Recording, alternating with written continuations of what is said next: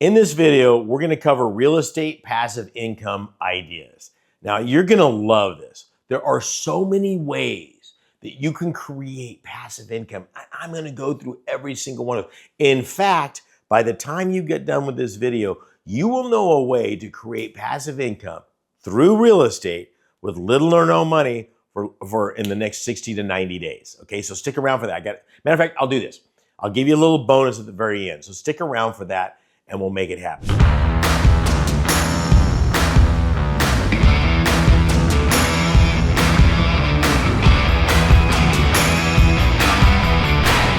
So let's start at the very beginning. What is passive income? Okay, passive income is income that's derived from something that you don't have to work at on a daily basis. For instance, if I had an Amazon account and I had inventory being held at Amazon and I put some products up on Amazon and all people did was click on that to buy it and Amazon fulfilled it, that would be considered passive income. If I went down to a bank and I bought a CD, that would be considered passive income. If I bought a stock that paid dividends, that's passive income. So in real estate, it's kind of similar. If I buy a house and I sell it for a profit, that's not passive income. Okay, that's going to be capital gains, either short-term or long-term. But if I buy a property and I rent it out and that rent check comes in every single month, that rent coming in every single month is considered passive income. So passive income ideas for real estate there's a bunch of them. First of all, let's start off with the basics. I could buy a piece of land and for a minimal amount of money, making sure that it's in the right location. What do I mean by the right location? Okay, it's going to be in the location that maybe has, a good obvious example is a Disneyland, a beach, some kind of entertainment. I've got a couple of Airbnbs and some national parks. Those are considered near national parks. Actually, I do have one in a national park, but that's in another country, but we won't talk about that right here. Okay, so that is considered passive income.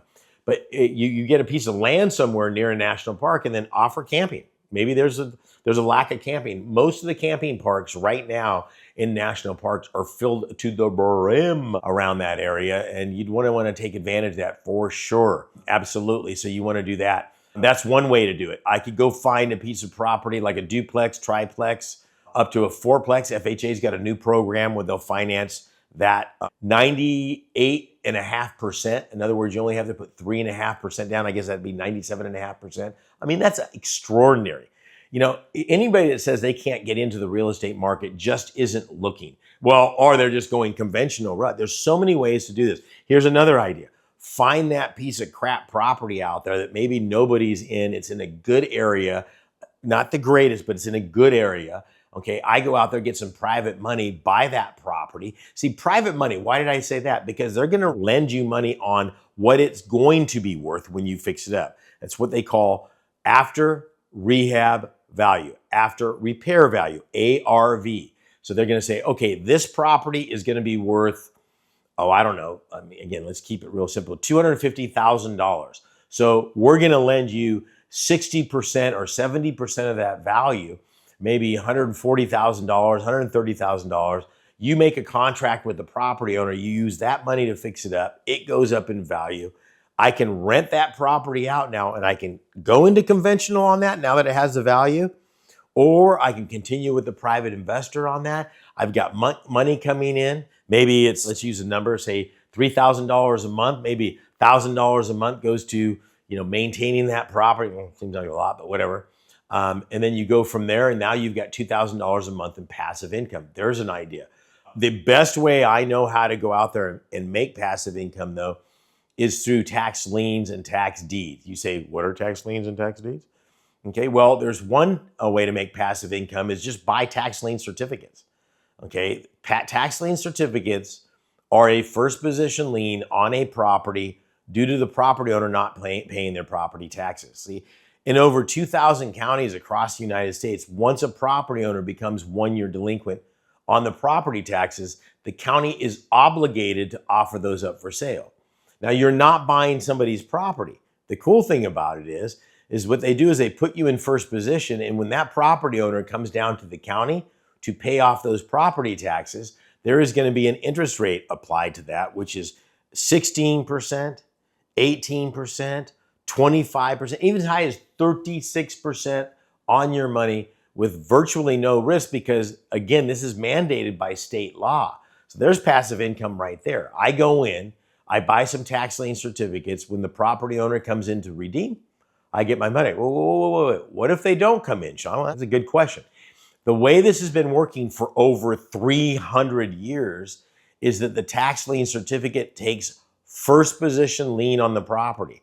What that means is if after a certain amount of time, and it's predetermined in the county, in the state laws, maybe 2 years, 1 year, or 3 years, whatever that is, if the property owner hasn't come in to satisfy those delinquent taxes, I can go in and foreclose on that property, alerting everybody that's got a financial interest in that property, including Bank of America, Wells Fargo, whomever, and say, hey, if somebody doesn't come in and pay me plus my interest rate, I get the property free and clear of all liens and encumbrances. You heard that right. Again, that's been available for well over 250 years, longer than we've been a country. Matter of fact, Thomas Jefferson lost Monticello due to him not paying property taxes. Wasn't the best financial guy, maybe a brilliant writer.